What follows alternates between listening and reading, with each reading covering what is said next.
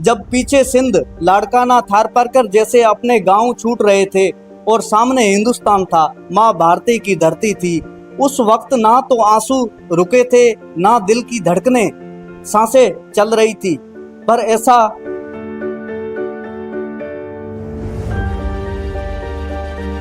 आपको पता है कि सिंध प्रांत जो कि पाकिस्तान में आता है, जहां 16 राजपूत रहते हैं और गोत्र एक होने के कारण वो विवाह राजस्थान में करने आते हैं, क्योंकि एक ही गोत्र में हिंदू धर्म में शादियां नहीं होती हैं। पाकिस्तान में मैं रह चुका हूँ, मेरी फैमिली आज भी वहाँ रह रही है। यहाँ आने के बाद हमें क्या मिला? मंच के माध्यम से एक आश्वासन। इनकी बहन बेटियों के साथ जो चीजें होती हैं वो जब दर्द महसूस करेंगे तो आप समझ पाएंगे। हम 20-20 साल से यहाँ पढ़े, कोई यहाँ नहीं आया, किसी ने हमें हाल अहवाल नहीं पूछा कि तुम कैसे हो, क्या हो।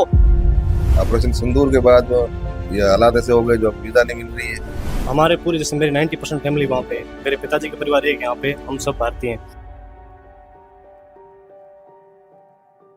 राजस्थान और पाकिस्तान का रोटी और बेटी का भी नाता, इस रेत में छुपी एक ऐसी कहानी दफन है जो आज हम आपके सामने रखेंगे। आपको पता है कि सिंध प्रांत जो कि पाकिस्तान में आता है, जहां 16 राजपूत रहते हैं और गोत्र एक होने के कारण वो विवाह राजस्थान में करने आते हैं, क्योंकि एक ही गोत्र में हिंदू धर्म में शादियां नहीं होती हैं।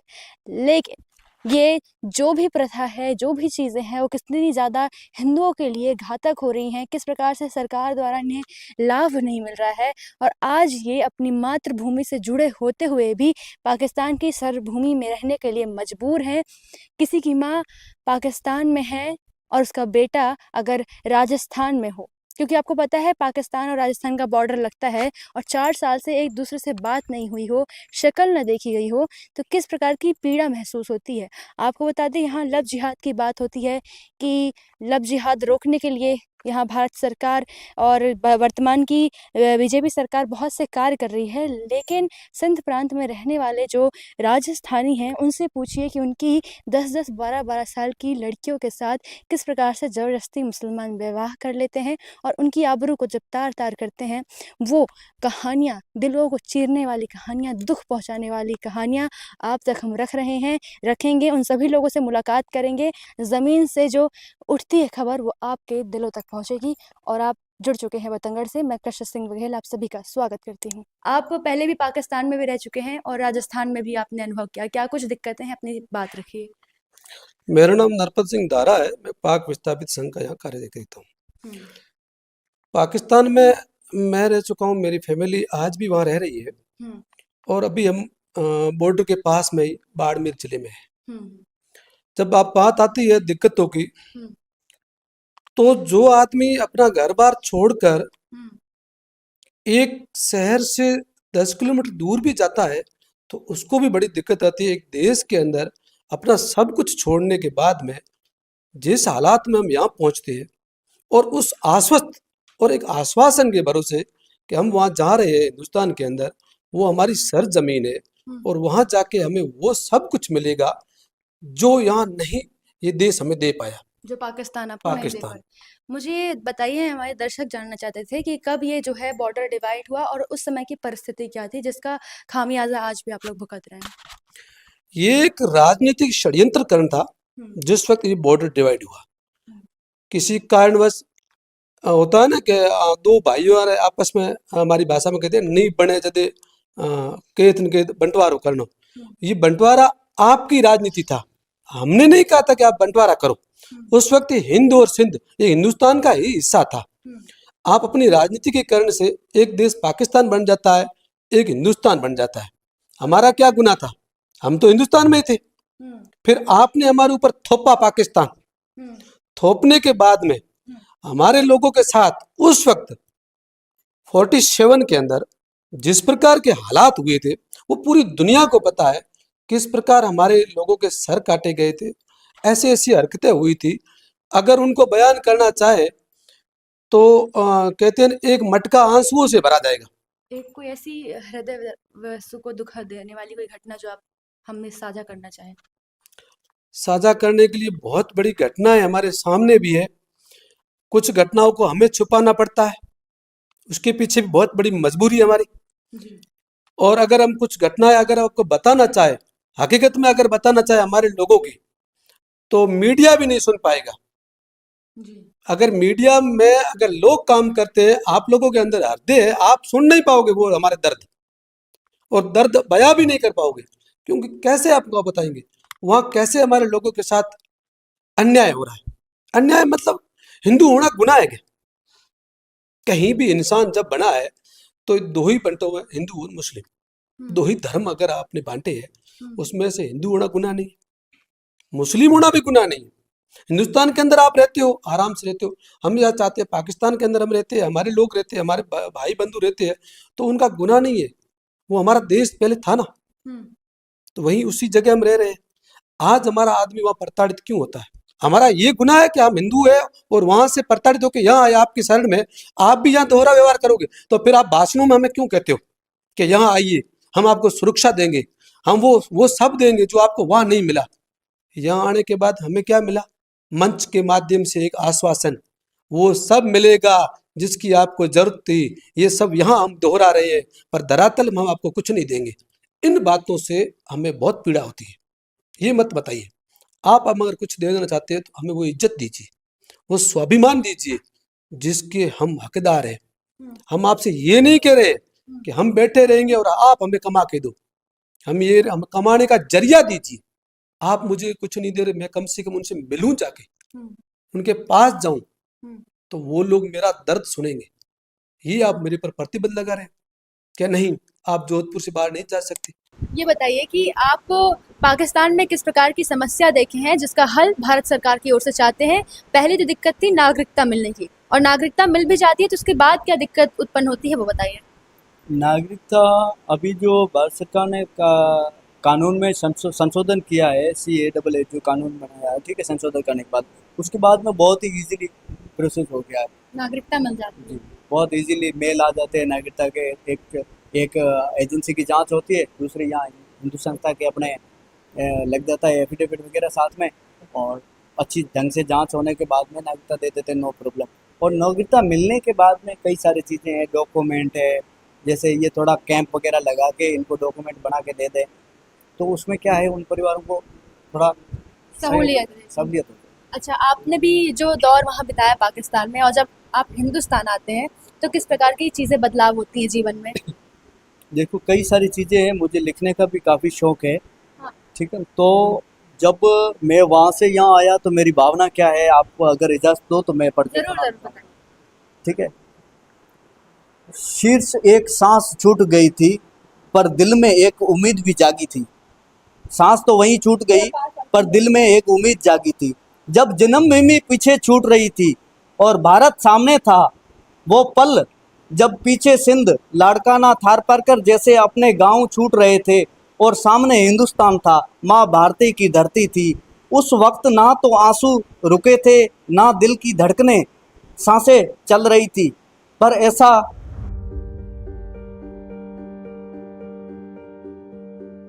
उस वक्त ना तो आंसू रुके थे, ना दिल धड़कने, सांसें चल रही थी, पर ऐसा लग रहा था जैसे एक सांस वहीं पीछे छूट गई हो। अपनी जन्मभूमि के साथ पीछे दर्द था, सामने उम्मीद थी। हम उस धरती पर जन्मे थे जहां मंदिर में घंटियां बजती थी, जहां तुलसी के चारों तरफ दीप जलता था, जहां माओ ने रामायण गाकर बच्चों को सुलाया था। वो हमारी मिट्टी थी, पर जब हम मिट्टी पराई हो चुकी थी, जब वहां से डर, हिंसा और अपना पीछा कर रहे थे, हमने जाना कि लेकिन मन में वही अटका था। जाते जाते मुड़कर देखा और आंसू गिर पड़े। पीछे घर का दरवाजा रह गया था, दीवारों पर टंगी पुरखों की तस्वीरें रह गई थी। अचानक लगा कि अपनी जड़ों से वो खो गया हूं मैं। कुछ लोग कह रहे थे कि चलो नया जीवन शुरू होगा, पर मैं जानता था जो छूट गया वो सिर्फ घर नहीं, एक टुकड़ा मेरी आत्मा है।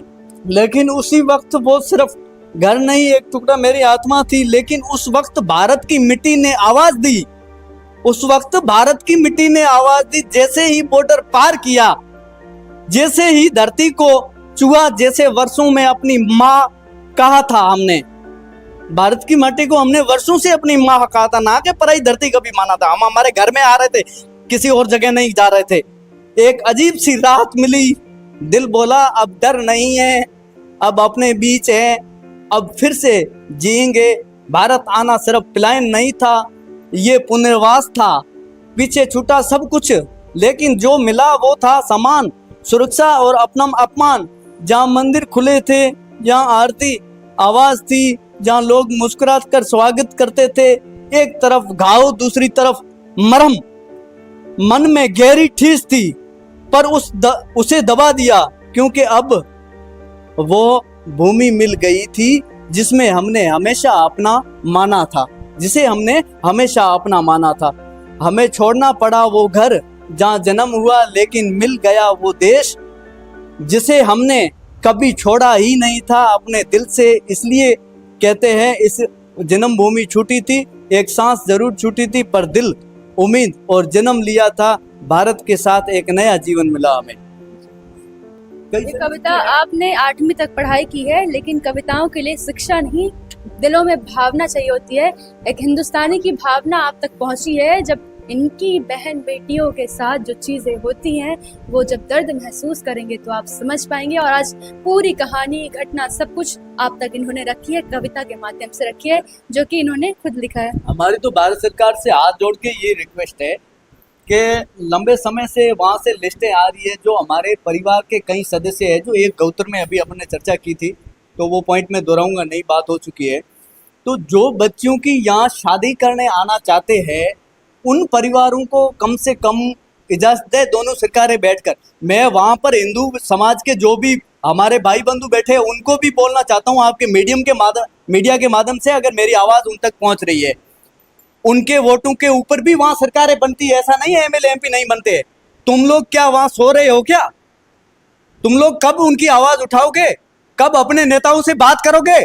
और जो यहाँ जो विस्थापित और शरणार्थी जो रह रहे हैं 10 जिलों के अंदर, विधानसभा पर हमारे जो हिंदू भाई बंधु असर रखते हैं, उन लोगों को और विस्थापित नेताओं को और हिंदू नेताओं को भी चेतावनी देकर बोलना चाहता हूं, तुम लोग कब हमारी बात रखोगे पार्लियामेंट में? कब रखोगे हमारे दर्द को यहाँ विधानसभा में? कब हमारे लिए तुम बात रखोगे? और कब तुम आगे आके हमारे दर्द को बांटोगे? बताओ, हम 20-20 साल से यहाँ पढ़े, कोई यहाँ नहीं आया, किसी ने हमें हाल हवाल नहीं पूछा कि तुम कैसे हो, क्या हो। चलो खैर कोई बात नहीं, हम आज दुखी है, सुखी है, हाथ पैर सलामत है, कमा लेंगे, ताकत रखते हैं कमाने की। और हिंदुस्तान में मजदूरी की कोई कमी नहीं है, नाबालिग भी मजदूरी करते हैं, तो हमारे जैसे जवान तो मजदूरी मिलनी है। पर मैं बोलता हूँ कि हमें कुछ नहीं चाहिए सरकारों से, ज्यादातर ये भीख में। हाँ, कोई जरूरतमंद है, गरीब है, उनको भले सरकार दे, और सरकार हाथी वाले दांत मत रखे, खाने का एक दिखाने का हो। अभी जो राजस्थान में वर्तमान सरकार आई है भजनलाल जी की, अभी मुख्यमंत्री है, स्टार्टिंग में घोषणा की थी कि भाई हम आवाज देंगे, ये चीजें हैं। अभी तक उस घोषणा का धरातल पर क्या हुआ? हमें तो किसी ने कभी प्रतिनिधि के नाते किसी ने नहीं बुलाया, उस घोषणा के क्या? अगर व्यक्ति एक स्थान से दूसरी जगह पे जाता है, शहर बदलता है, तो अपने माँ बाप की बड़ी याद आती है। लेकिन किसी का परिवार पाकिस्तान में रह रहा हो और वह हिंदुस्तान में, तो सोचिए कैसी दयनीय परिस्थिति होती होगी। आपके परिवार से कौन व्यक्ति हैं जो पाकिस्तान में रह रहे हैं, सिंध प्रांत?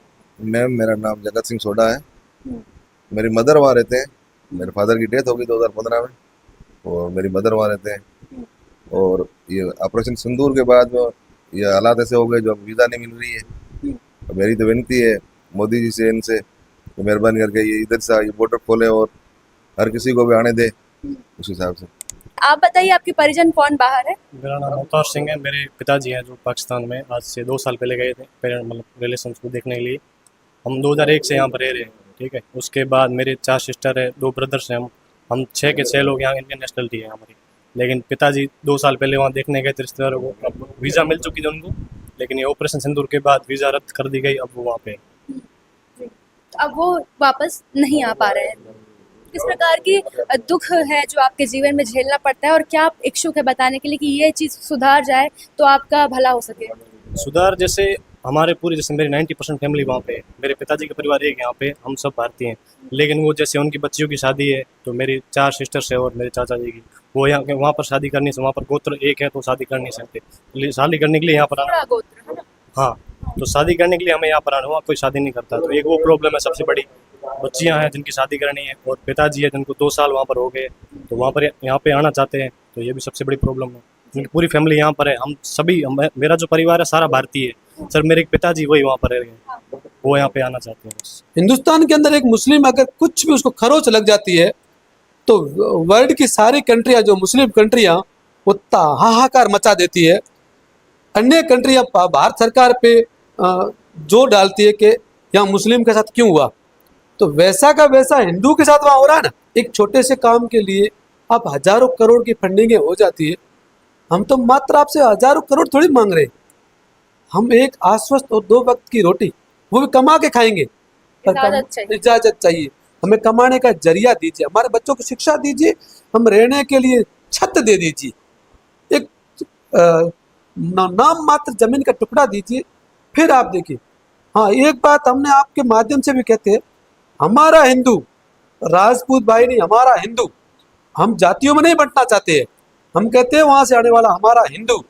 अगर 1% आपको लगता है हमारी मातृभूमि के खिलाफ, तो हम उसके लिए उसका पक्ष नहीं करेंगे, हम कहेंगे हमारे हाथ में बंदूक दीजिए, हम गोली मार देंगे, क्योंकि हम अपनी सर जमीन है, ये माता है हमारी, हम भारत को अपनी माँ मानते हैं और माँ के साथ इसी के ऊपर हम रहना चाहते हैं, इसी में ही समा जाना चाहते हैं, हमें और कहीं मत भेजिए। राजस्थान के इस भूमि से हमने इन सभी पीड़ितों की आवाज़ आप तक पहुंचाई है।